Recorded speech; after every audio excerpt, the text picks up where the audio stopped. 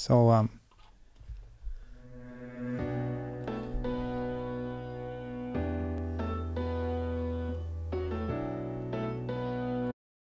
seriously though, is Ralph coming? I hope so. He has 2 minutes. I need at least 90 seconds to get up and back down to this chair and hold. Is my mic? Do I need to turn Here this you go. to me here? Can you hear me Yeah. now? You need Is to that be, good? yeah, you need to be like Say that. super close, No. almost making out with the mic. Oh, really? Yeah, Okay. yeah, So like this. yeah. Is this okay? Or Yeah. is that like... No, it's better like this. Okay. Yeah. All right.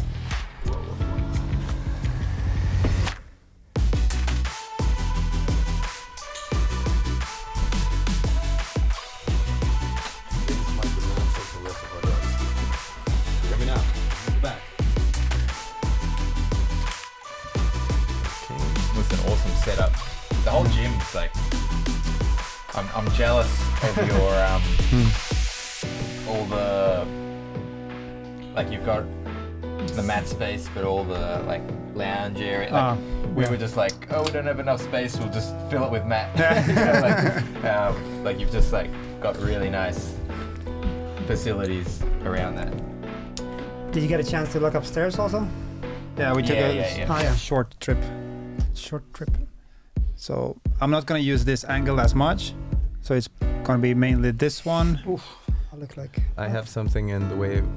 Is it this one? Yeah, so can you lower that and then point the mic upwards? Yeah, that's better.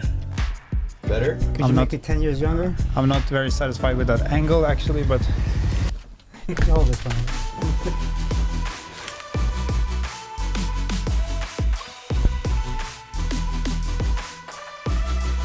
Wow, someone brought their granddad.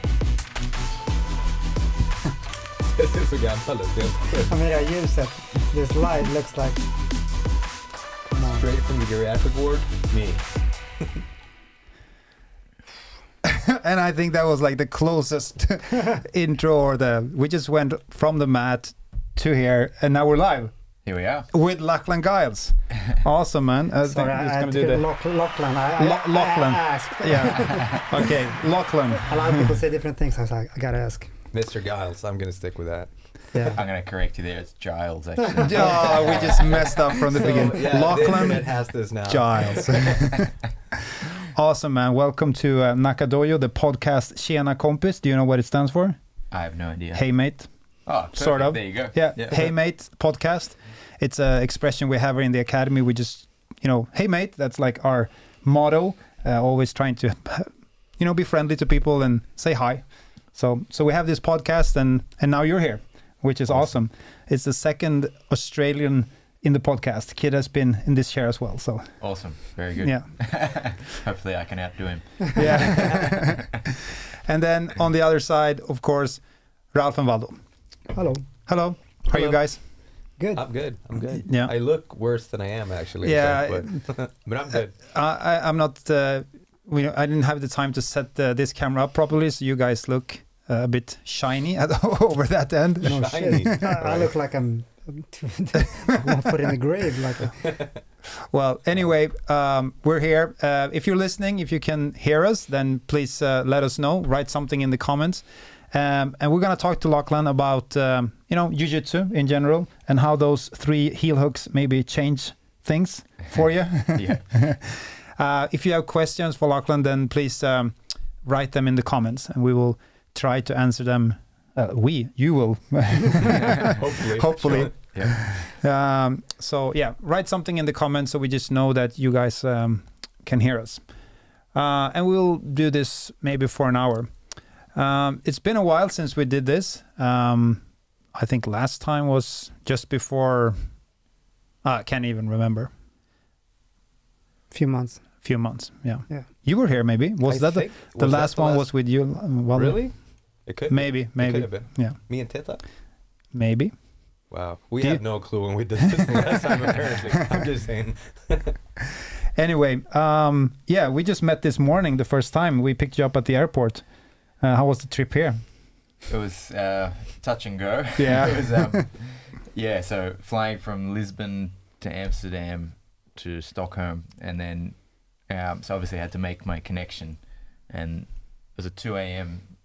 wake up for a 5 a.m. flight, and then I was sitting on the runway, and it was taking a long time, and then it was probably like half an hour, 40 minutes, and then they're like, oh, we're turning back now, like part of the equipment's not working and we're going to get it fixed. And I was like, oh, I don't know if I'm going to make my connecting flight. And then I'm like, and if I do make it, but then they like try and fly me out tomorrow, then it's all going to not work, and then I'll just fly there and back. So I was trying to like, it was going through my head like what I'm going to do.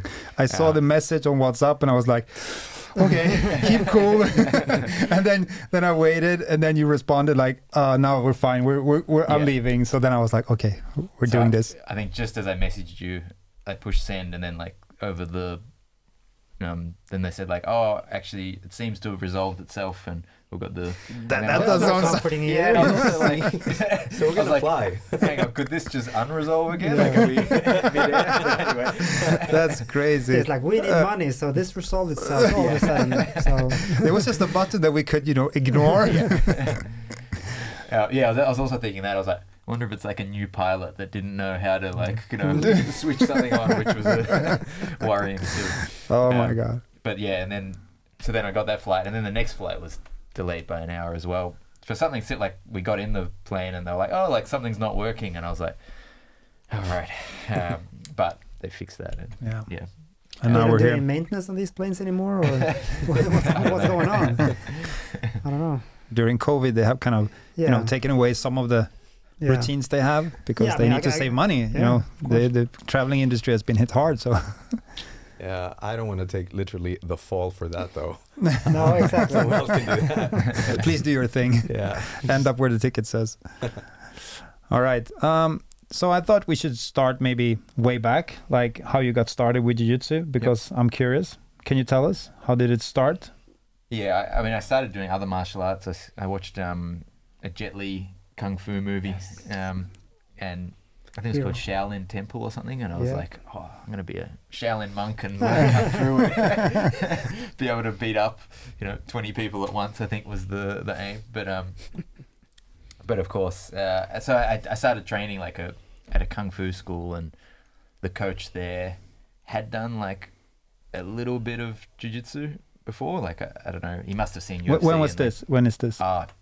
Probably 21 years ago. So yeah. How old are you when you were born? I was born in 86. 86, okay. Whatever, 21 minus today. Those are the smart. No, you do it, guys. I'm old. It must have been like 2001. Yeah. So he there was like, they incorporated a little bit of grappling into his like classes, and I was like 13 or 14 at the time, and then I think maybe after a year or two of training there, he showed me like video of UFC, and he showed me the tapes, which was probably a bad idea because it made me change into jiu-jitsu. Sorry. That's all right. So then I kind of saw Hoist Gracie doing his thing, and I was like, okay. I started like paying more attention to the grappling side of our training, but I was still convinced that a Shaolin monk, a real Shaolin monk. I mean, if Jet Li could do not, it, then... not these Kung Fu guys that had in the UFC, but a real Shaolin monk could, but I got more interested in grappling, and then I tried out a jiu-jitsu school, and then I was like, oh, okay, like there's more to grappling than what I've seen, and started like, I sort of like started training at both, and then I left the Kung Fu school and just trained jiu-jitsu and did a little bit of Muay Thai, but I kind of stopped doing that once I realized I don't like getting punched. Good choice. Yeah. Good choice. Were you good at grappling to begin? Like, were you good from the start, or did it take a while? Or I would say, well, it's kind of hard to compare to, like, there's almost no one else my age. There was one other kid my age who was probably a similar talent level, but like back then it was so rare. Like, no one knew what jiu-jitsu was. There was no competitions. Yeah. Oh, there were competitions, but like 1 or 2 a year. But it wasn't like, and so then they were adults fighting, right? Also. Yeah, yeah. But by today's standard, I definitely wasn't talented. But like, maybe relative to the standard then. Like I'd say overall I'm above average in terms of like how well I pick. You know, if I see a move, I can like reproduce it probably better than your average person could. But there's definitely people who are faster learners than me. I think my best quality is I'm pretty good at just being consistent. Like I just if you looked at my training, it's like I've always been trying. I haven't had like, you know, months off and on. It's just been like ongoing, and so just like gradually improving on a slow, steady improvement on a skill set, and that for me is probably got me to a good level. Yeah. Do you remember your first competition? Yeah. Yeah. Obviously. Yeah, because I fought a girl. Do you want to remember your first competition though? I fought a girl in my first competition because I was 16, and I think obviously there was this one girl that was competing that like it was so rare to have women training then. So, and so they were like, oh, who do we put her? It's like she was obviously smaller than all the guys that wanted to compete, so they put her against me because I was young and small. But I won that one, so yeah. The joke here is that Ralph the is ongoing joke is that I'm short, but I'm not. So. Yes, you are. But I'm not. All right. Yeah, well, I remember. I can see the similarities in these stories. Okay. All right. Okay. Yeah. So she was actually really good, but I managed to win that match, but luckily. But so that was my first. It was just like a local small one, and then I think I went in. For how long had you been training before competing? To be honest, I'm not sure. Maybe like 6 months to a year. And then the next one, I think I might have went in a there was a nationals, but it probably wouldn't have been the same sort of nationals that we'd have nowadays. And I think I won a couple of fights, but didn't get too far. And then but I always kind of kept competing, just sort of consistently. Yeah. You know, everybody put like big names on competitions back in those days. Like the first competition I think we had was the Swedish Open. Yeah. It's like 8 people. Not that, but it's like this big name. It's not like a local tournament. It's like Swedish Open. Yeah. That was the only tournament that was available. So. Yeah. And now it's grown a lot. So and you obviously you fell in love with the sport and competing from that point. How much did you train from that on? Like, did you know that you wanted to become a champion, or like how did you train? How was your mindset? No, I think I didn't really train. Like, I was training regularly up until late purple. I think brown belt was probably when I took it more seriously. Like, I would compete until then, but when I decided to take it seriously, I fought in the I think it was when I fought the Abu Dhabi Pro Trials. This was back in the day when it was like there was never prizes for winning competitions back then. Like, there's never prize money or anything. And is it now? True. But this was like the Abu Dhabi Pro would like pay for your flights and accommodation and everything to go compete at the Abu Dhabi World Championship. And they had a combined brown black belt division. Yeah. And I think I won 3 or 4 fights, got to the final, and lost to lost by 3 points to one of the top guys in Australia at the time. And I was like, okay, well, I didn't expect to do that well, but like if I'm that like one fight away from winning that, maybe at the time, if you had said to me like, oh, one day you'll like win the national champion, be the best guy in your weight division in Australia, I'd be like, wow, that's amazing. That would have been like to me like a I'd have been like, oh, I don't have to do anything more than that. So that I think like seeing myself get close to that kind of pushed me. And then I think I came second. Like then that was like when they had it just to Australians, and then they opened it up to Brazilians, like where any country could enter. So there was Brazilians living in Australia. So then it got harder, like for the following trials, and I came like second a few times. And even when I got my black belt, I think I missed out like the first 2 times to winning that. But I think that I get more motivated if I come second. I think that's like you should. That's really good. Craig Jones must be like super motivated. Speaking of Australian guys, we got a good message from one of our Aussies that actually moved to. Really? He says Ralph is not short; he's vertically challenged. Always picking on me. Hi, Brett. Hi, Brett. Come back to Sweden and we'll talk about it. Brett, he's from. Where's he from? Probably From gonna write it now. Sydney? No. No, Oh, I that's- feel embarrassed. ooh, Oh, that's I don't know which dangerous. one. He's Oh, from I Australia, moved Yeah. here, lived with us trained with us for many years, and now he actually moved to the States. Oh, nice. Nice to see you, man. Hope you're having a good time in the States with your family. All right, moving on here. So competing and what was your profession at that time? You're Yeah, so I did my. I was probably like, might have been in my undergraduate degree of physiotherapy when I probably near the end of that when I had those results and started to take it more seriously. So then when I started working, I think I went part-time. Like I started working, I graduated and I worked part-time as a physiotherapist for a bit and trained.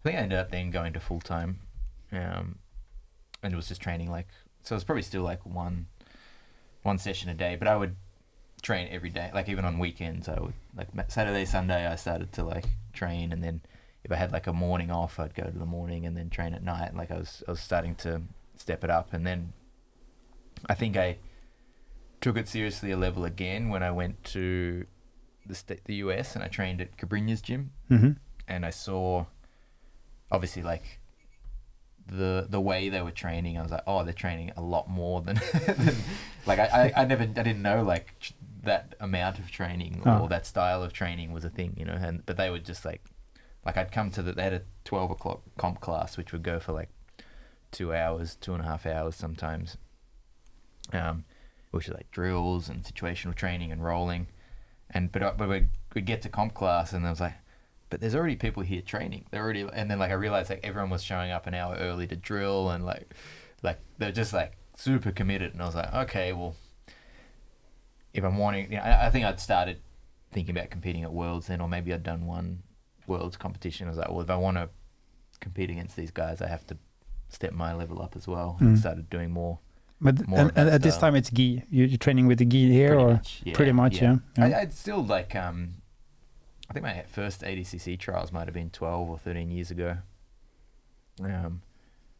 So I would do the ADCC trials, but that was kind of like I'd be like, oh, I'll just like, you know, spend a couple of weeks getting ready for this. So obviously now it's like a big no-gi focus, and you know, I'll still train in the gi, but that's not like I'm not getting ready for a competition or anything.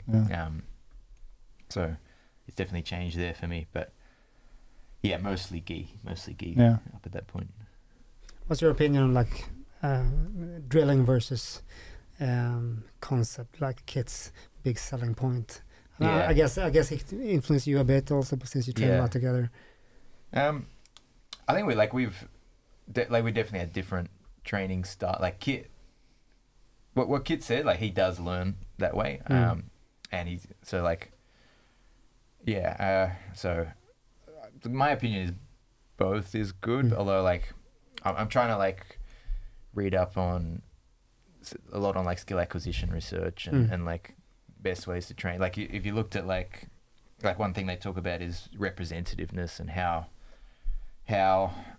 representative is what you're training of the actual, like the application of it in live. You know, if you wanted to compete, then how far removed is the thing you're doing from training from the actual how it's going to be in competition? And the more removed it is, generally the less transfer they think there is. So you would say that drilling would have far less transfer than like you know, situational training and rolling. But I also like I see, so like the way I'm trying to do it now, even with my students, is not like put a timer on, repeat it for 5 minutes, but like I'll try to get someone. I want them to be familiar with like the steps, but they need to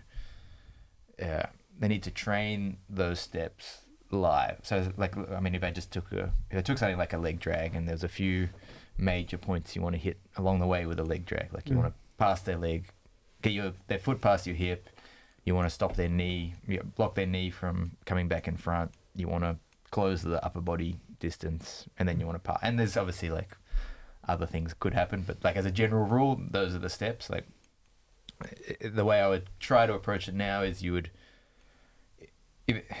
I feel like once you've got the skill, like once I'd see that the student knows that those are the points they're trying to hit along the way, then they know what they should be paying attention to, and then they want to train. You know, the fight to get the foot past the hip is a battle. It's not just like, oh, I put the foot past the hip and then I grab the knee line, I control the knee. It's like you've got to fight to get number one. You've got to fight to get the next thing. And so I think the drilling, or like the practicing a technique part, at least in my mind, lets them know like, okay, this is the battle I should be fighting for next. But you don't need to, once you know that, you want to train that. How is that then compared to like the Cobrinha people did? You said they're like drilling an hour earlier. That was a lot more just just repetition. Well, the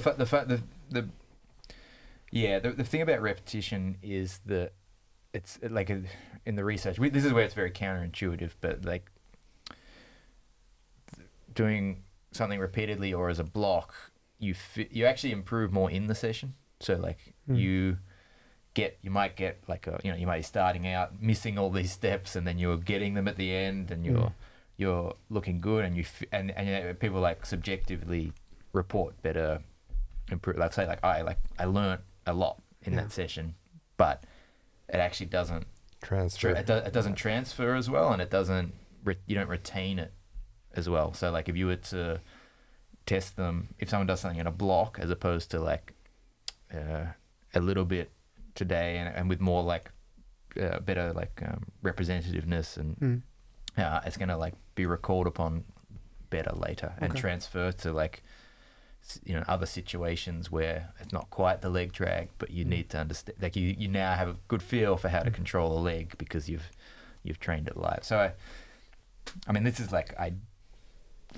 ideal, but it's hard when you're running a class to like, I'm trying to like find ways to mix this all together. But now my basic thing now is if I can train it live, I will. Like I'll try and get to that as quick as I can. And I think like probably the best thing is like I'll either put like constraints on just to try to get the skill I'm trying to work across. Like today we did the heel hooks, and it's like I'm wanting people to get good at digging the heel, and I'm actually finding people do a better job of it than if they just follow me telling them what to do.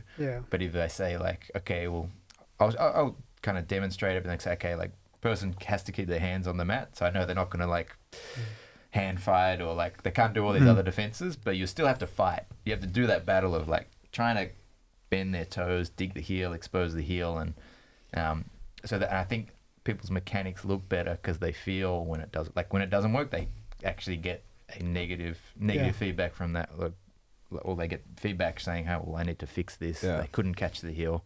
Whereas if you've just got someone dangling their foot there and you're repeating it, you could be doing it totally wrong. But you end up with a heel hook grip, and you're like, I'm doing it right. Like bad habits. Exactly. So. So you take away like what you call it constraints. Would you do the same thing with physical attributes? To the extent, like for instance, when Rickett went today with Linda, if he decides to put both his butt cheeks on the ground, it's going to require. And those some are effort. big butt cheeks. I was going to say it's going to require some effort for Linda to get them off. Would you, for her to get the feel for the mechanics, have him not be as heavy on his ass for her to get it a couple of times? Like, would you remove those attributes? Would you like, at least in the beginning of a learning curve, so to speak? So there's something called the challenge point,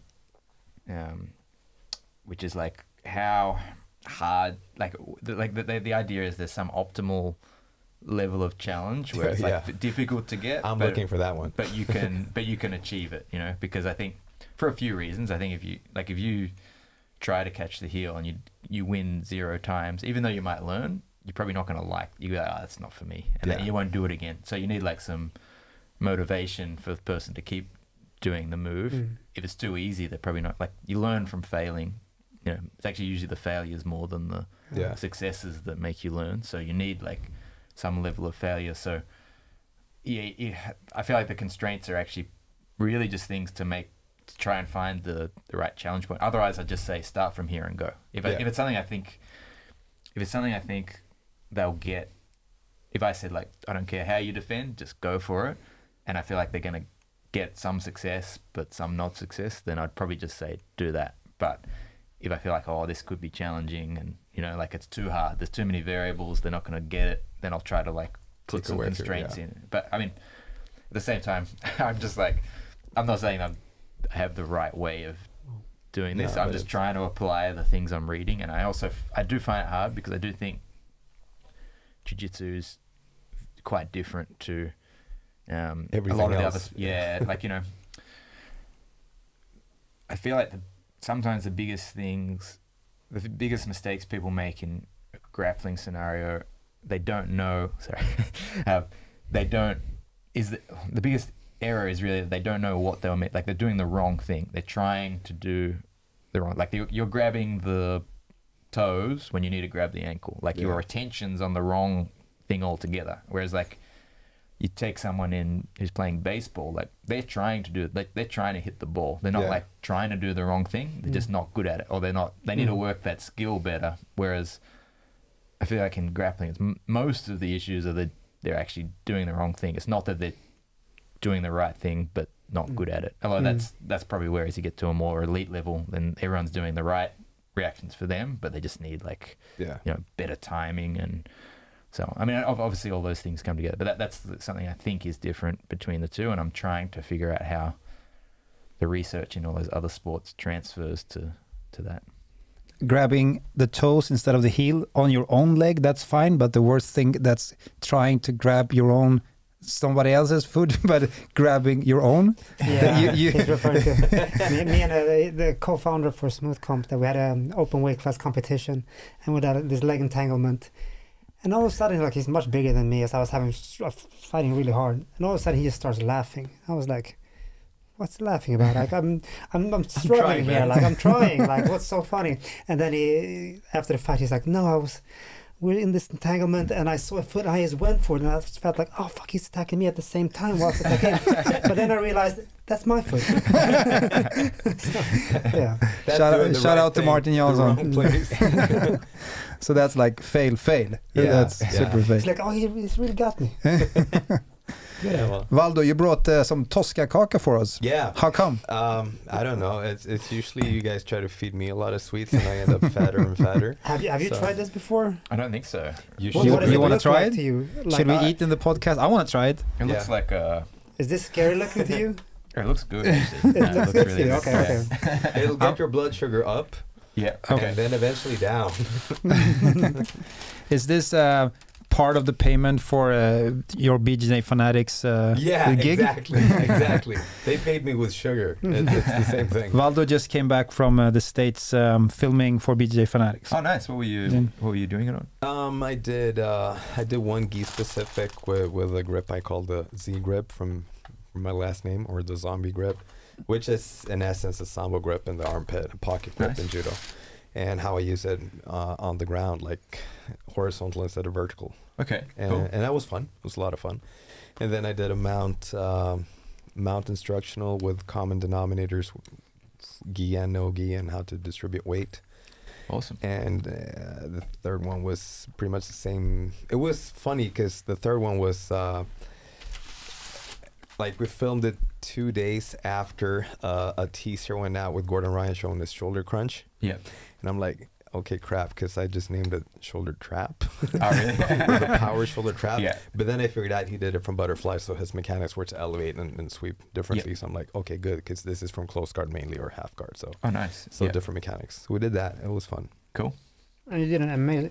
Yeah, and we ended up doing an MMA one too with striking, which was fun. It was just like, okay, so we got another few days and we're done. So, and then me and Simon, who I went with. I knew you would fall for it. Yeah, I just didn't want to chew on. Yeah, okay, I'll switch to another camera. Now we can eat. Let them talk. That was fun because we were playing just a little bit of striking, and the guy filmed was like, "You guys do that too?" I'm like, "Yeah." You want to film? Yeah. Okay, how many days do you need? Let's have lunch. We went back and just... Awesome. That was fun. Oh, very cool. Yeah. So was that with Michael and Bernardo over there, or like? It was, yeah, both of them actually. I went to Travis's place to train, and Michael came there and asked me, "What are you filming?" And I showed a few things, and the next day when we're filming, Bernardo literally like kicks the door open. He's like, "Show me!" I'm like, "Whoa!" And I showed it. It's like, "This is awesome." I'm like, "Cool, yes." That was like more important to me than anything else. It's like, this is good. Huge honor for me. Yeah, no, that was the most important thing. Yeah. That goes without saying. But except for that, I was like, I'm done. I got gray beard. What's the verdict on the Tosca Kaka? It's really good. Really good. Nice. Yeah, that's good. We're actually filming more. You are? Yeah. You were there filming, or did you film back home? I filmed back home. Right. I should talk now whilst you eat that Tosca. No worries. Just when he shoot, you start asking a question. No, I got sick a little bit because we're gonna film now, but it got postponed, so we're gonna reschedule and they're gonna fly over here to film now at my place. It'll be fun. Oh, wow, cool. Yeah. And there might be a few surprises coming up, maybe. Awesome. Oh, cliffhanger. Yeah, cliffhanger. Mm-hmm. Yeah, and I do my filming at home, but because I tend to like, because I do my own editing and I film and then I like film rolling footage as well, and then I kind of when I'm doing the roll, like I often try to get my ideas out there, and then when I roll and I'm doing it, I'm like, oh, I didn't talk about, I notice things that I said, and I'm like, oh, okay, but in this scenario I actually don't do that, and I kind of try to come back. So I try to do mine as like in a troubleshooting sort of way. Like I try to present it like, these are the main things I do, and then like you'll have issues with this, and kind of like that someone, I'd like it to be that someone kind of just watches the main thing and goes, I'm going to try that, and then they're like, oh, but how do I deal with that? And then they can easily like come back and see like, oh, like when they defend this way, I'll like see how Lachlan deals with that. Like that's how I envisage people using it. I'm sure a lot of people just like watch it start to end, which is fine too. But that's how I kind of plan it to be. Especially because you have it in your phone. Yeah. You can be like, nice. It's easy access back from the they just VHS tapes. They launched an app. Me being interested in apps and stuff. They just launched an app, I think. Yeah. BJ Fanatics. So I saw that. I was actually early on that, which is fun. Mm-hmm. So I actually have it in my phone now. I'm like, did you install an app early? Yes. Oh my god! Before you, obviously, which is like that's the first. We got a question from Brett Lachlan. He says, "Would love to know if Lachlan thinks you should roll hard or light preparing for a competition." Yeah. So I mean, I think for a competition, if we go back to that representativeness, I think you should roll hard because that's how it's going to be in the comp. But I don't like to roll. Like I roll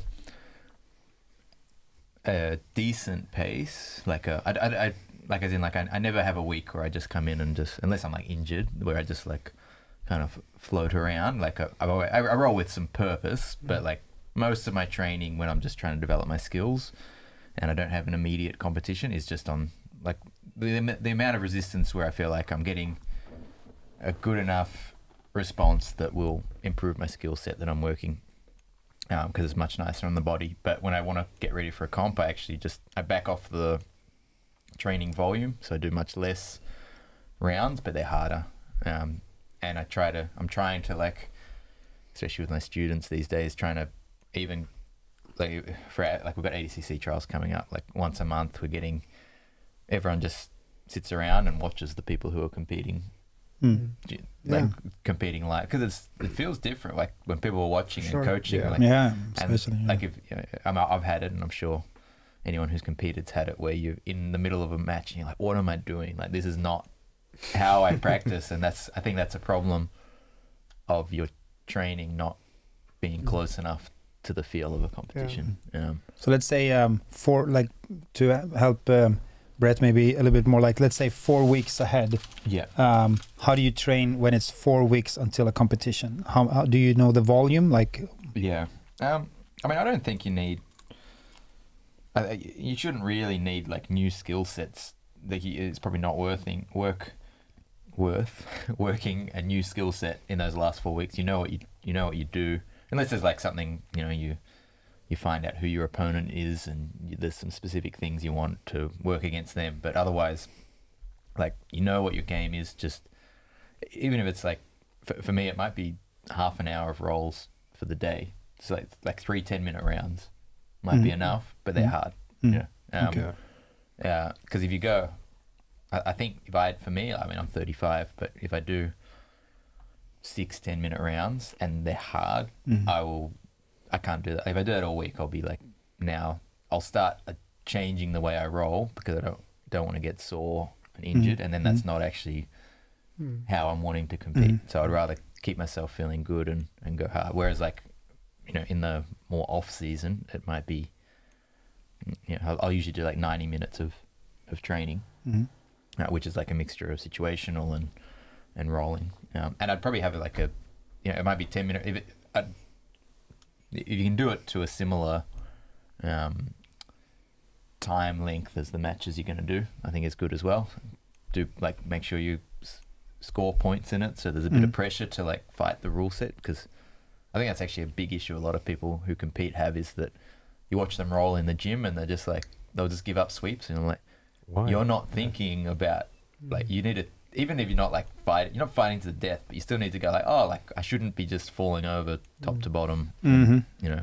I can feel the energy in the room shifted because we talked about this a lot. I hate when people do that. Like when I'm training and, you know, I'm trying to sweep you and then you're like, no, I'm just going to lay back here. And it's like, you're not helping me at all, right? You're like, I want to fight for this sweep. I want to, you know, really fight for it. And then you just, because we're doing, I mean, it's another thing if we're doing submission only or if there's no points, but you're going to compete with points, but you didn't put the energy enough to just fight my sweep attempt. And I would say with sweeps, especially specifically with sweeps, even if it is submission only, I will still let you fight for the sweep because gravity is on my side. So I'll use that as a war of attrition as well. I won't really fight the guard pass necessarily, depending on how defensively good I am or how much I feel that my upper body is safe compared to what you're doing.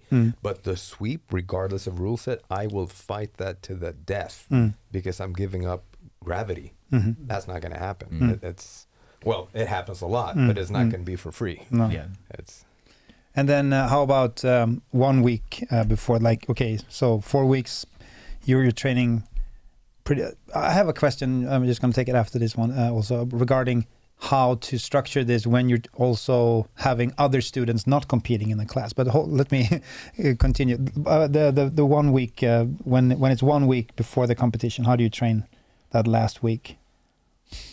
That's where it's hard, because obviously, like, in that, like, most, if you get like a minor injury, like within a week, it can sometimes really put you out, but you might be like 2 weeks out, you can still often recover. And so last week is it's like, it's a hard balance. Like, I think it's like, it's just important you've got good training partners. Like I pick the people that I know I can push the pace with, but like everything's as safe as possible, because I just don't want to get injured.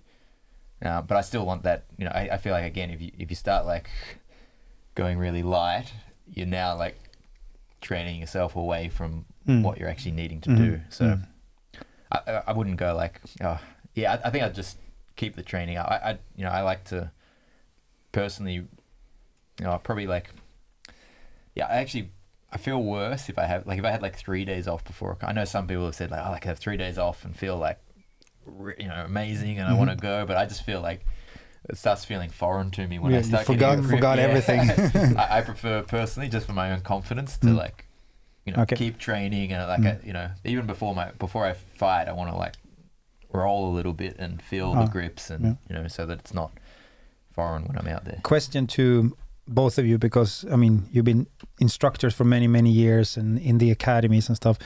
The thing Lachlan just spoke about, like, okay, trying to train in a way that we prepare ourselves for training, but then you have to teach a class where maybe people are not competing, and then, you know, you want to teach them new techniques. And I find it's very hard to find that balance, you know, between teaching an academy with people, but also having competitors at the mat.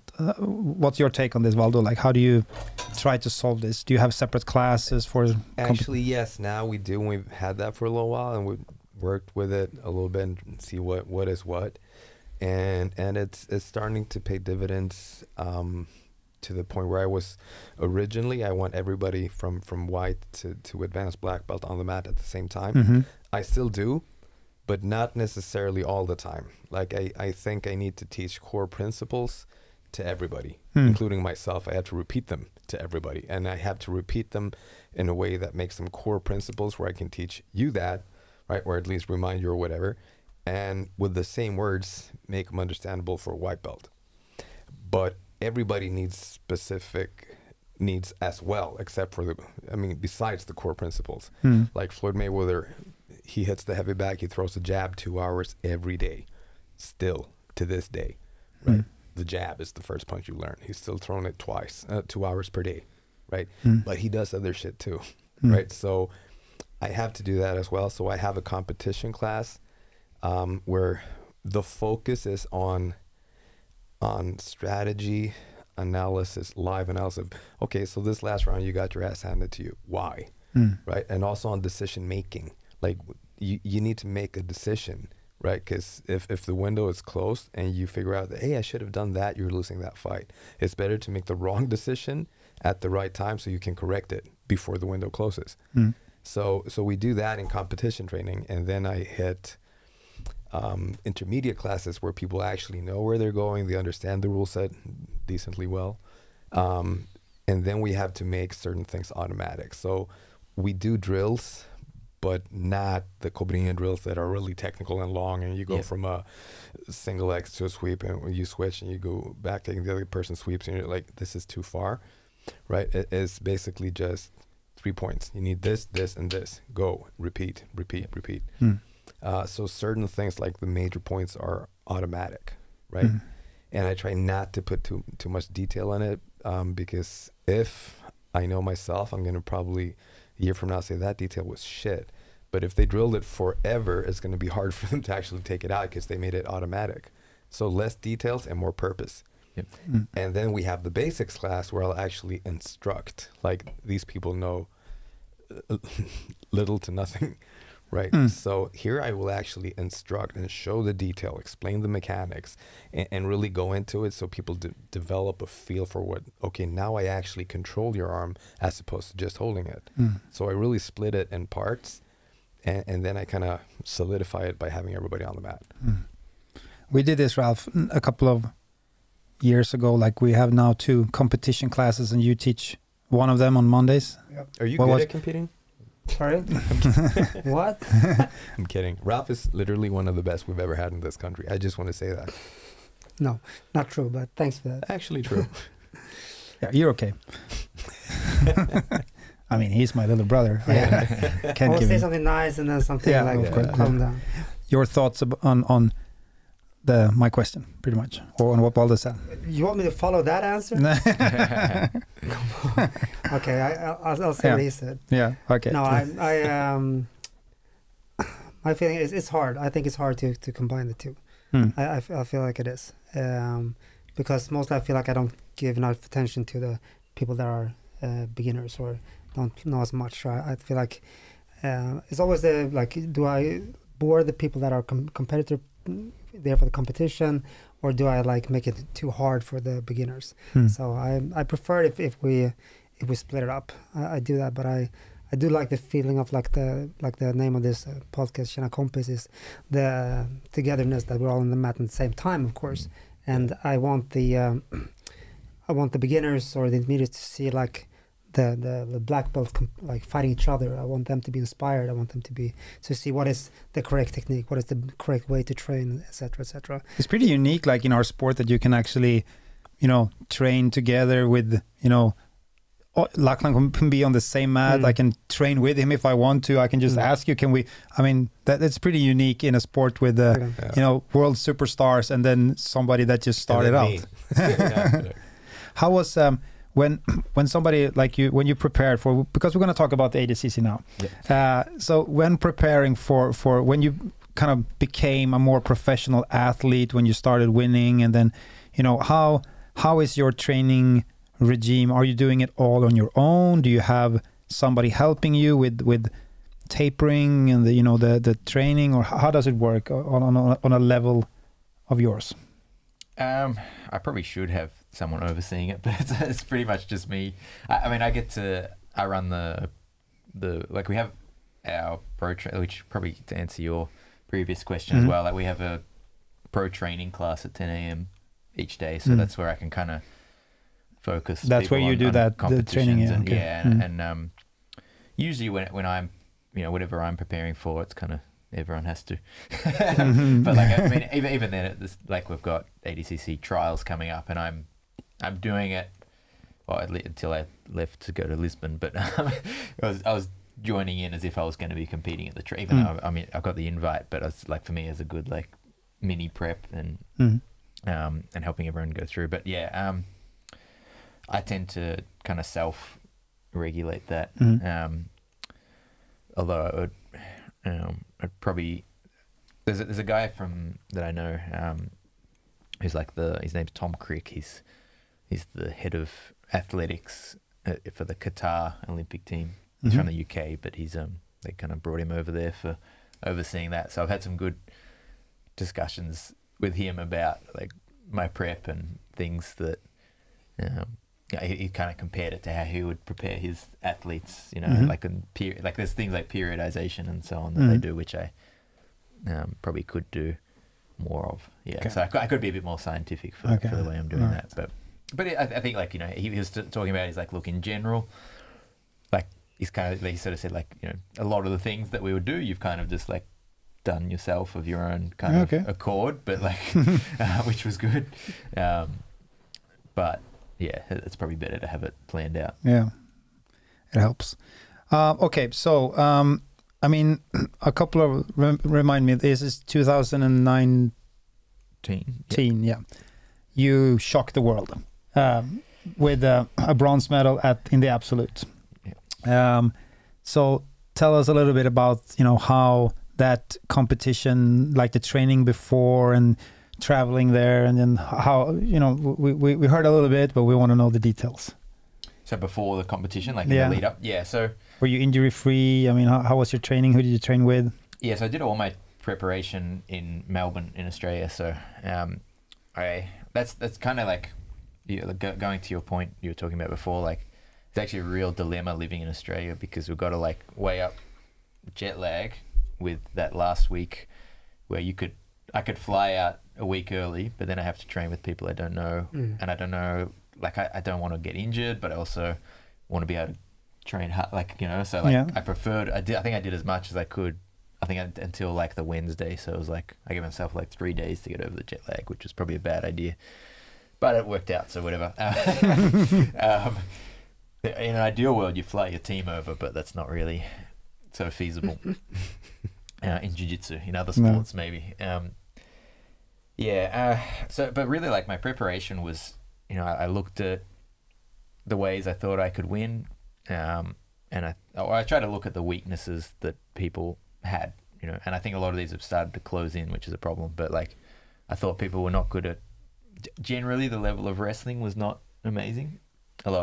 Certainly was a level up at this last ADCC compared to previous years, and now I think it's, you know, got, like, people have worked their stand up. But I was training more wrestling than I was jiu-jitsu. Like, I had like an Olympian that I was doing like one-on-ones with, like, twice a week, and then training wrestling classes, and I was doing a lot. You didn't see any of it because I just my plan was really, but like, it gives you like mental toughness and you know, good physique and decision making. You have to make quick decisions. I based it off really off what happened in 2017. I fought JT Torres in 2017, and like, we spent the whole match in my guard, went to overtime, and he took me down, and I was like, okay, well, if I can not get my guard, like, I was actually a wrong assumption, but I was like, I think my guard retention's enough that I won't get past, so therefore I don't need to work on that so much. I just need to, like, I'm going to pull guard and attack, and if it goes to overtime, I'll be ready to, you know, and when I pull guard and attack, I'm going for the legs. And if I'm on top, I'm going to sit back for the legs, because you don't lose a point in ADCC for like, if you go for a submission and they come on top, then you don't lose. I think that's a weird rule. I agree, but I'm going to take advantage. But exactly, it's the rule. Don't hate the player. No, guys, give me a minus because I don't feel this is good. So that was my and you know, so the other, I basically just worked like leg locks and wrestling, and my plan was in the first 10 minutes just like play guard, or if I can go on top, I'll sit back for the leg. Like I'm just gonna narrow it all down to that. But then in my weight division, I got my guard passed by Lucas Lepri. So that's cool though. Yeah, it's pretty good at that. Lucas passes your guard, it's okay. You don't have to go home and cry in the shower. Well, it's you know, you get disappointed. Yes. But I mean, you're not going to jump off a bridge. But that's, I mean, then that gave me the, like, after that, I said, okay, well, now I'm working my guard retention. Like, you know, I spent a lot of time since on my guard retention. I feel like that's just like fixed a lot in my game and made my game a lot better. But so that was it. I was just like hyper focused on that, and that was really good for me. Like I think like I was better at leg locks then than I am now, just because like that was just all since then I've kind of like worked a lot of other things, but like if you gave me a chance at someone's leg, I would, like in train, it was very rare I would miss. That was very visible. We noticed. Everybody noticed. We're like, don't give him a leg. Even now after because we just, if you're watching this and you don't know, Lachlan is here to teach a seminar, and we just had 2.5 hour class, and you roll a little bit at the end, and when you saw a leg, you took it. All right. So you lost in your weight division against Lucas. But then, and then you were kind of, you took a beer, and then you were kind of like, okay, I'm done. But then Mo, the organizer, he came up to you and said, you should do the... Yeah, so it was obviously disappointing. Like, I mean, no one would have put me, I don't think, would have put me as a favorite against Lucas Lepri, but just to like, I felt like I was rolling better than I ever had. And like I had a good game plan, and I just wasn't able to execute it. So there was a bit of a extra incentive there. I was like, oh, like, can I have another, like I could have another, so that was kind of in the background of like, well, if I can have a chance, even in the open weight, I want to come away like showing something that I've worked on. But at the same time, I was like, oh, like I'd never, actually I'd done, okay, I won't say I'd never, because I fought one open weight in Brazil a long time ago in the gi. I actually did pretty well in that too. I think I got to the quarter or so. I won like 3 or 4 matches, and then lost to Murilo Santana in the semi or quarterfinal. Also, not jumping off a bridge, lost with a gi. No, that guy put some pressure on you. And then, what was I saying? Yeah, so. Not like entering the open weights is not very common for a minus 70 kilo fighter. And I fought Haisam Rita, he's from Carpe Diem in Japan. I fought him in China. That's probably the only other like international open weight match I'd had. So I hadn't really fought anyone huge, and I remember like walking in the lobby, and kind of Muhammad Ali walks past, and you're like, he was so big. Yeah, you can actually see that in the video. Like the other guys, like they are big, but then he comes in and it's like, whoa, he's big. And even I just thought about like guys like Buchecha who like throw their weight. He like can. You've seen some of the matches where he kind of like drops his hips in really quick, and I was like, oh, I don't know if I like. Do I want to do that? I don't know. Yeah, and Mo's like, oh. So Mo kind of like, are you going to do the open weight? I'm like, I don't think so, because it's kind of dangerous. And he said, oh, you'll have more chance of getting an invite to ADCC next time. And I was like, okay. In the back of my head, I was like, yeah, but if I lose, I'm not going to really get an invite. So I don't know. I just agreed. And then the next day, like on the day, I think I had I had all the worst excuse. I think I had a sore throat. I had like 2 hours sleep that night from the jet. Like it was worse than the night of my my actual division. So like everything was against me. I was going the open weight. I think I was walking around the stadium like, I don't think I can pull out now. Like I think it's I'm too late. locked in. But then you did it. Yeah. Let's watch it. I have the video prepared here, so just gonna switch over to this one.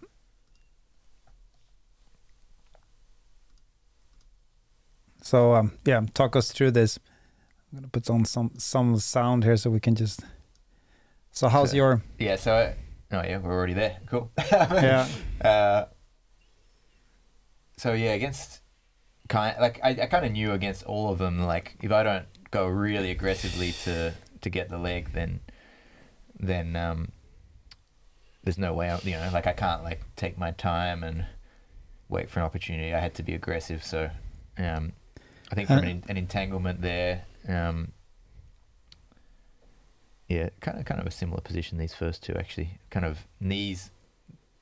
I got quite good at catching the heel when people thought their knee line was free or able to free, which I kind of how's the feeling right here, like when you stand up there? Yeah. Especially like if you go back with the Kynan one, which was first, like I don't think anyone was really watching that match, you know. I don't think he was either. Yeah. Like, honestly, I think he was just like, oh yeah, you know.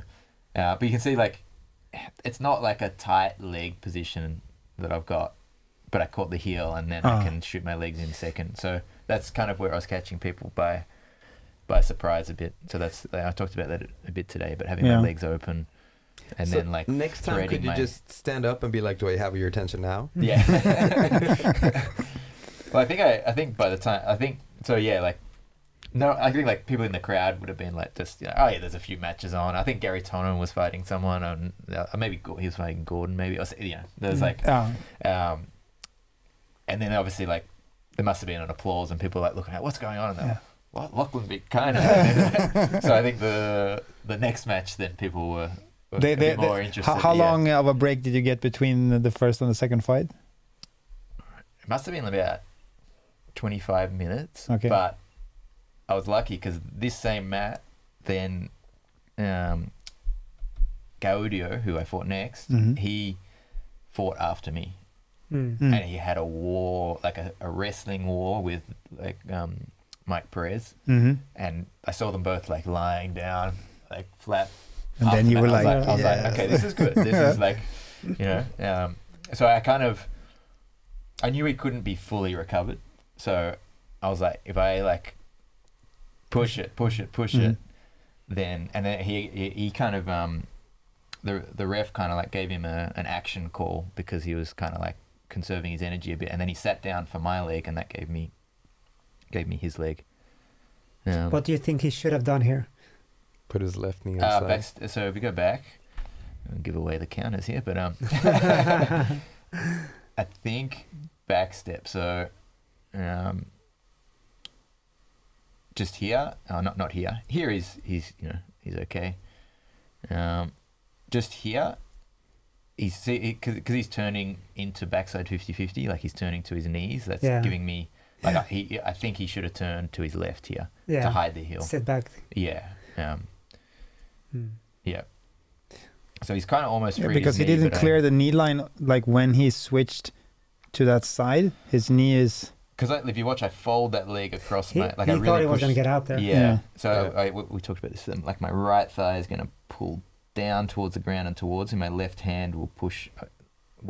I'll try and push the foot upwards. And then get my armpit underneath. Yeah. So his knee's bent and he can't fully extract it. So then I can kind of like scoop that heel up. Yeah, I remember when I saw this, I was like, whoa. Gag was not a member of the Quick Tap Club, not even to heel hooks. I just saw Josh Hinger actually had a good heel hook on him in Raw in London just like 2 months ago. And it was twisted. He just looked at him like, no. Oh, Gaudio is tough. So he doesn't Gaudio's tap. match versus Gordon also. Yeah. And here's is this where the nickname came? The Giant Slayer? I guess so, yeah. He's so big. this was pretty crazy. Just this was and the two before were not really crazy because they were crazy. What was going through your head? I think with the previous ones there was like multiple mats going, whereas this this was for the bronze medal now. So did you think like, I got this? No. none of the matches did I walk in going like, oh yeah. No, like, but I thought maybe after you got this first two, it's like, I was like, okay, I've got a chance. Yeah. I knew I had a chance. And the feeling like sleeping for 2 hours and a sore throat and everything. How did it turn out during the day? Obviously, like nervous. Yeah, but I actually think I was probably more nervous for my weight division. I think like I had put more pressure on myself for my weight than I did in the open weight. Like I didn't go into the open weight thinking this was going to happen. It just happened.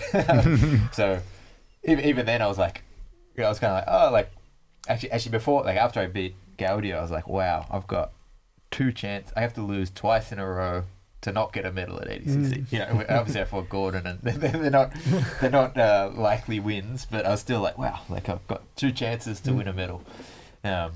In the absolute. Yeah. All right, let's watch it. You sit down, shake his hand, and then he just... Yeah. So I got to De La Riva and did like a entry to backside. And basically similar position here, trying to free the knee. And the knee's like almost free, but folding that leg. Once I get my arm under, I can trap that heel, and he's rolled, and I've just followed. Nah, he taps. And people go crazy. Yeah. Same thing here, you should have sat back. But obviously once the heel's caught, it's hard to defend. But before that, I think so. It will be interesting to see, because I think it's a very natural defense for like lighter guys to like spin out and play in the leg entanglements. But I think the heavier guys have a more tendency to just like sit back or run and turn. You know, so like to see whether there's a bit of a change in understanding of those positions. Cause I still don't. I was thinking about it. I was like, I don't know if any of the heavyweights will really be sitting there going like, I wonder what Lachlan Giles is going to try. Like they're preparing for other big guys, you know, like so. Yeah. Isn't this like the essence of jiu-jitsu? What just happened there? Like the thing that you like, you really, you know, you get told when you begin, like, you know, this can happen, but it's like, I can understand that, you know, the beginner's like, no, but I'm way smaller than this guy. That's just like a fairy tale. But then you just made it happen. Yeah. the smaller, lighter guy just beat the bigger guys. Yeah, I mean, obviously that's like by far my best competition performance of my career, and it just happened that the stars aligned that my best day was on like the biggest stage. Yeah. So I was very, very lucky. Have you been watching like the people you beat there? Have you been watching like their matches afterward? Have you seen any progress in their like leg lock defense? Because I mean, they must have taken this as like, I need to fix my leg lock defense. I haven't. I mean, I'm not like. You will see now when you compete the next time.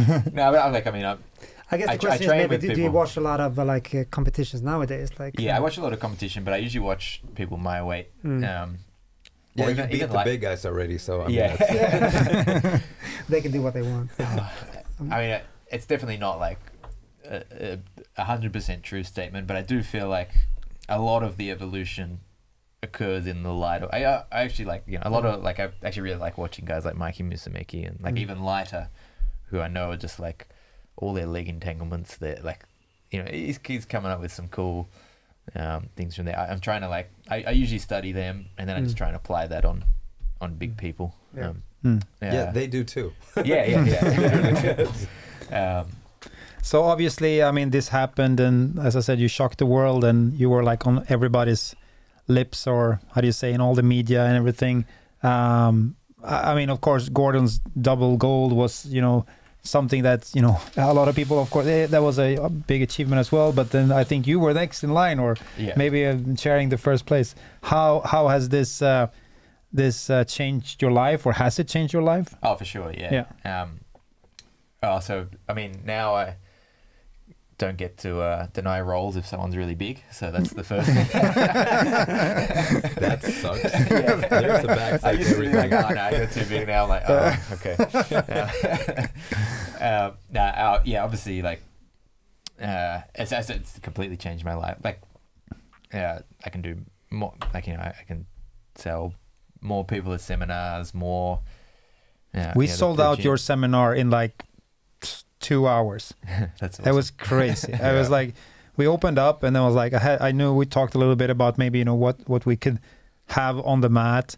And then it was like, like I opened up at 6 a.m. I think we had like 50 people in an hour. Wow. And then that's in 2 hours it was full. So that's yeah, it's awesome. Yeah. So there's that, and then there's like, obviously like for instructionals and, just opportunities for like, I can get invited to ADCC. That's pretty cool. So you can get invited to Portugal and stay there for that's right. a month and teach one guy. Yeah. That's pretty awesome. So like it's completely changed, I mean, I don't think I could. I think no matter what happens at the next ADCC, I don't think I could change. Like, even if I won the open weight somehow, like, I still don't think that would change. Like, I don't think it would be as big of a change to my life as what I could have from that. So, yeah, I mean, I just feel lucky to experience that. But I guess you got to be in there, and that's 17 years of training behind me before that happened. So I guess a late bloomer compared to most, but it happened. So. Do you have any like seminar tours planned or anything, like Europeans or stuff like that? No, nothing yet. I'm going to be in Europe again for Belgium, like a leg lock camp, which was booked ages ago. So I assume it's all still running ahead. I think that's May or I think. And I've got another week-long camp in Australia.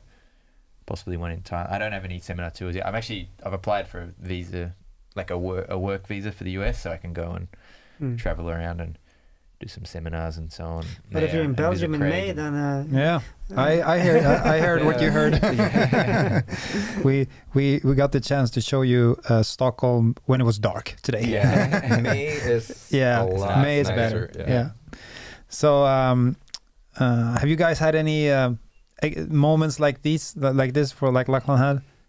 Like actually winning something? No, no life-changing moments like you can really like point at and say a lot of things happened, but that was like that really changed things for me. It doesn't have to be jiu-jitsu. No. Doesn't have to be jiu-jitsu. Not positive ones. Maybe when I tapped you for the first time. Okay, we're moving on here. We're moving on. That never happened. That was life-changing though. No, but I think it's so cool. Imagine being a little brother for so many years, being like sit on my face, like picking my chest and like farting in my face. I never done that. Inviting his friends to like fight his little brother, like all those stuff for so many years, and then finally get to. No, but did you do that? We could talk about that. Like I did. Yeah. No, but we have do that again, people. I like this one. I made it. No one saw it. Looked like this. No, but we did have one thing where me and Richard was going to do like what do you call it? Demonstration for exhibition for jiu-jitsu. And back in the days, those used to be like for sport jiu-jitsu before jiu-jitsu. So, and they used to be like very like bow and do like self-defense. They're very like, it's pretty boring, it was in between of this all-star fighting. So it was just like serious competition, and there's in between there was a bit exhibition, and they were usually boring. And me and Richard was asked to do one of these, and we're like, we're not going to be boring. We're going to show jiu-jitsu when it's like cool and it's hard and blah blah blah. So the entire thing was basically me getting my ass kicked for like a few minutes. But the thing we're going to start with, which was his idea, was his like, we were training. It was like when we start in the beginning, when we bow, we reach out to like shake his hand, but instead of shaking hand, you like slap me across the face, and that's when we start. And I was like, don't say anything, just nod and smile. Out. Yes, that's a great idea. So in front of like 1,000. Can't believe how I was thinking. I just felt like a good idea at the time, and then And I was like, let's not practice it now, because I didn't want him to understand what kind of a huge mistake he's made. And all of a sudden, the time comes, and I was so, finally, the day has come, retribution for like all these years. And then we bowed, and then like, I got it perfect. It was perfect. It was hard. And it was I remember the audience go, "Ooh!" It was Jerry Springer's like, "Ooh!" It's hilarious though how two people can share that life-changing moment in opposite directions. Like both your lives changed instantly. I was like, not that hard. I said hard, not that hard. I should have done harder. Yeah, but then we ended it. Then we did this, we were punching and kicking and throwing. And then in the end, we were bowing. we reached out, and then the audience started laughing because they knew, and then we shook hands instead, and then we hugged. Yeah. So it was love at the end. And then I beat your ass the next training. Why did you hit me in the face? Because you told me to. No, but I just think it's so cool that you can actually see, you know, this happened. You performed so good. You won the bronze, and that changed your life, like in a very positive way. I think it's just it's an inspiring story for real. And now you're here in our studio. That's awesome. Yeah, it's cool. Yeah. All right, we've been going on way longer than we thought, than we planned. We have some questions. So Isabel, she works for Smooth Comp and also here in the reception. She asks, are you planning on taking on Adcc again in the future? I think you... Yeah, so this one, yes. I get the feeling this will be my last unless something... just because I think for your body, I don't want to like run myself all the way into the ground. Like preparing for competition is not good for you long term. You know, like you have to push yourself beyond what's just like a nice healthy thing for you, and you have to go to the point which is, you know, a little bit unhealthy. So I don't want to do that until I can't move or can't bend over or anything. So that's me. Do it. No, yeah. So I think this will be my last one, unless I don't know. But at the same time, I always said if I still feel like I'm improving, I'd like to keep competing, which I still feel like I'm making progress. Maybe progress in some areas and slowing down in others, but that's how it is. The next question is from Kai. He says, is there a wrestler you like to study or follow? Yeah, my favorite is Hassan Yazdani, an Iranian wrestler. Just like he uses the underhook and then and sets all his attacks up off the underhook, and that I think for jiu-jitsu and ADCC it's just such a safe attack compared to like when you shoot you're at risk of guillotines and kimuras and back takes and reverse like there's so many. It's like such a dangerous thing to do just to score 2 points. You know, like all these things can go wrong. Whereas like an underhook is pretty safe. So that's kind of who I've tried to model a lot of my wrestling off. But at the same time, he's got like really long arms. I've got really short arms. So I struggle with some of the stuff he does. So I look like I usually have a move I'm working, and like if it's the underhook, I'll look at Yazdani. Or there's another guy who I was studying as well who was good, another Iranian, I think, but I can't remember his name right now. If I'm doing like 2-on-1, I'll look at someone else. If I'm looking at single legs, I might try to watch, you know, someone who's known for that. So, but at the same time, I think it's probably, you know, I've actually, to be honest, I've kind of changed my approach for wrestling now. I'll give away a little secret for my training, but I'm more focused on defensive wrestling. Okay. Yeah. As in, like, I don't think I'm like a super athletic person. Like, I'm strong. I think I've got like quite a lot of strength, but I'm not powerful. I can't like explode. And I just like, I want to be good enough at wrestling that I can shut someone down and hopefully do enough. If it comes to that, I'll wrestle with them. And I think it's a lot easier and nicer on your body to work your defense than your offense. Like when you shoot, that's when you hurt your neck and your shoulders, and your you know, defensive is not too bad if you're doing it well. So I got lost in the rabbit hole of wrestling on YouTube during Christmas. I started watching Dan Gable documentary like again, and then I started watching David Taylor, and like Smooth Comp is trying to get into wrestling in like full style wrestling and the high school wrestling, and so I'm kind of really focusing on that. And then when you start watching those, you know, like the documentaries about wrestling, you understand what a huge sport it is and how hard they train. And you know, in Iowa they have, you know, the training programs there in the high school and the colleges. It's just an amazing sport. Yeah. And then I mean, my body is messed up with the shoulders. I can't do anything, can't do the moves, but I was watching it so much, and I was like, you know, really, you know, for 3 weeks I was watching it, and then I was training, and then suddenly I did like a move that I didn't recognize it. Like I never done that before, And it was just a nice feeling that it was not from practicing the move, it was from watching the move. And then suddenly I was in a situation where I usually do my hip throw or whatever, and then I just did another thing. I was like, whoa, it really works. Yeah. So I can really recommend. I'll throw in a recommendation for you guys because I got the grayest beard in the room. You guys need to watch Sergey Beloglasov. Mm-hmm. Was it the guy that you showed the picture and like the last time you were here?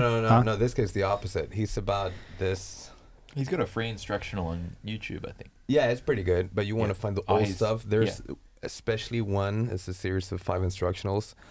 I don't know if I have it somewhere on a hard drive. I think so. It's really bad, pixely, everything with a blue background, and he's showing things on a guy twice his size, making him look like a pillow. And it's the craziest wrestling instruction I've ever seen. So then I'm like, who is this Sergey Beloglasov guy? Oh, he's got 3 Olympic golds, 4 world championships, and that was over the boycott of the LA.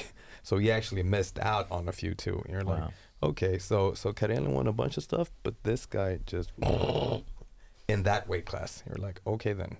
Cool. So if you want to be a grappling hipster, you watch Sergey Beloglasov, with like grainy picture from Valdo's hard drive. I was watching an ESPN documentary about Iowa Hawkeyes. That was also like 20 years ago. It was fascinating. Bobby Douglas. Yeah, exactly. Yeah. All right, some more questions before we finish. Your thoughts on strength and flexibility work outside of the mat? Yeah, I mean both are useful. Actually, I don't do strength and conditioning myself. I do stretching, but that's one, I don't really like it. But that's probably the main reason. I started with I don't like it, and then I made up a justification for why I don't have to do it. Like it would probably, like, to be honest, for the wrestling side, it would probably help quite a lot to develop some power. But I feel like for my jiu-jitsu, I've always just had the mindset that there's, like, whenever I've had a competition, or even if I lose to someone in training, like, rarely have I been like, oh, I was just stronger, I would have stopped that. It's usually like I didn't frame, if I just get better if I just frame a bit earlier, or do this earlier, that solves the problem. I don't think there's been like, if I was, let's say I was 20% stronger, there's probably certain moves I would finish that I wouldn't otherwise, but there's probably still something technical I could work on. So I just enjoy that process more. And I also feel like doing a strength and conditioning session will then take away a training session. So probably at my level, it probably does make sense, as in, like, you get diminishing returns as you get better. The improvements you make get smaller. So like something like getting stronger might then have a greater overall impact. But whereas, have you had any? Whereas for stretching, I just looked at a few things, especially for guard retention, like a few areas of hip mobility and hamstring flexibility and so on, that I was like, okay, if I get more flexible here, then someone can pass my guard this close and I can still recover. Whereas right now they only have to be this close, and then even if they get here, I can still get my leg back. Like that's an obvious. I think it's probably a bigger factor than strength, maybe. Have you had any serious injuries? Do you think that your knowledge in, like, being a physiotherapist has helped you in? That was my question. Oh, sorry, man. Yeah. I've had 2 knee surgeries from when I was 19 and 21, I think, from wrestling, actually. I promised myself after the second one that I was never going to wrestle again, but I did again. To, like, LCL, just from, like, my knee getting twisted sideways when I was, like, on a single leg. I must have, like, inherently weak ligaments, or just a poor motor pattern for defending that. But since then it hasn't re-injured. But because you pull guard. Yeah, exactly.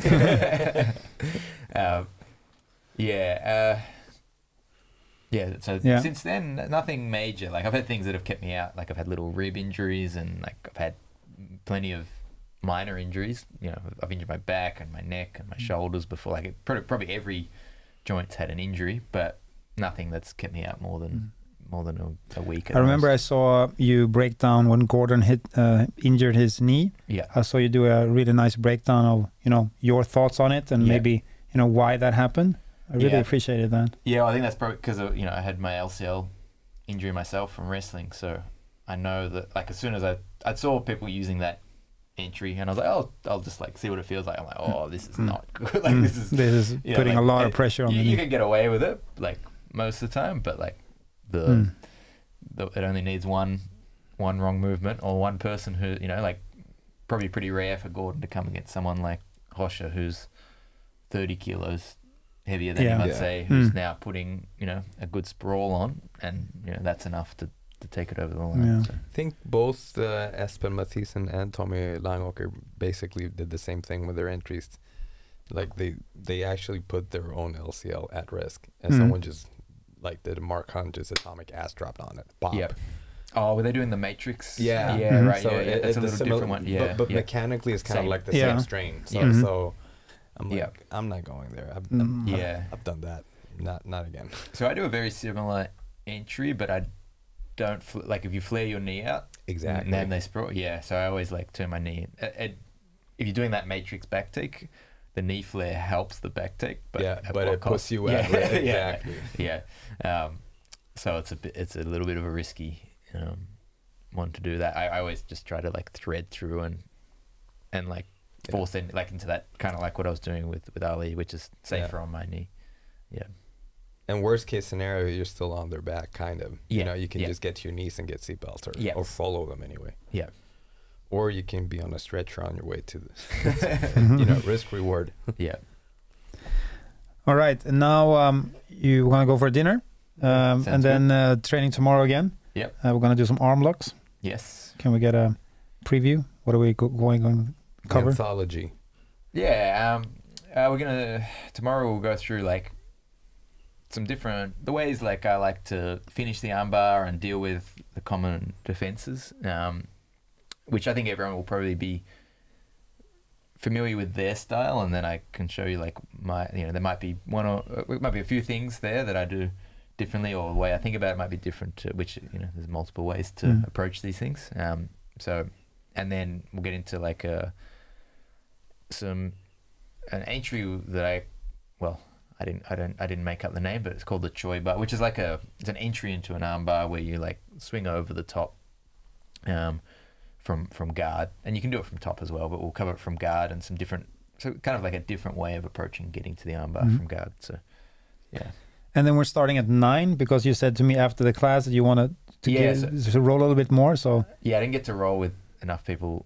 Like there's a bunch of people that wanted to roll. I didn't get a chance to. So if you're listening and you're coming tomorrow, come at 9, and then we'll do some rolls, and then I'll start the seminar all sweaty and gross at 9:30. Yeah. I'm done working at 8 in the morning, so to speak, so I might come actually. Oh, awesome. Who needs sleep anyway? No, exactly. Are you gonna be a commentary or? Yeah, I'm gonna do that part. I'm gonna act like I know stuff. Is there a UFC tonight? No, he's hosting LI commentating anyway, but I didn't know. Ngannou versus maybe sometimes they do it. And Davison Figueiredo against Brandon Moreno. Mm-hmm. Rodolfo was supposed to fight. I stopped watching UFC. I don't know why. Yeah, it's. I lost interest a little bit. I sometimes watch it, you know, like that happened, but before we used to get together and watch it, and I was staying up, and it's age, man. It must be age. I think tonight for that the Gun versus Ngannou thing actually has my attention. It's because of a meme. Like there's a picture of both of them half and half. And there's like see the gun and the long like statement. I'm gonna use my footwork in these angles, and I have to look for the right opportunity. Blah blah blah blah. And Francis Ngannou right next to him is like fist goes boop. Like I gotta watch this fight. You know? Fist goes boop. Okay. All right. Keep it simple. Yeah. All right, Lachlan. Was that the correct one? That's right. Yeah. Thanks Giles, Mr. Giles. Mr. Giles. That's even better. Thanks so much for being here in the studio. It's a huge honor for us to have you here. And thanks for great podcast as Brett. still better that you waited until I left to bring Lachlan over. Yeah. Yeah. No, huge thanks for having me here. It's been really good. Yeah, awesome to meet you. All right, I'll put on the outro music. Oh, that was a bit high. More questions to Lachlan while we roll this you have a outro. few seconds. You have some seconds. Yeah, exactly. How are you going to fit that in? Well, sometimes they write, and then we can answer them afterwards. Okay. We'll try to be back with the podcast more regularly now when we started a new term, and we just I miss being it's so hard to plan stuff now, and this COVID shit needs to end. Whoops. Yeah, but hopefully we can get back to competing and training and plan stuff that actually happens. Yeah. All right, everyone. All right. Thanks a lot. We can look into that camera. Thanks a lot for watching. See you soon.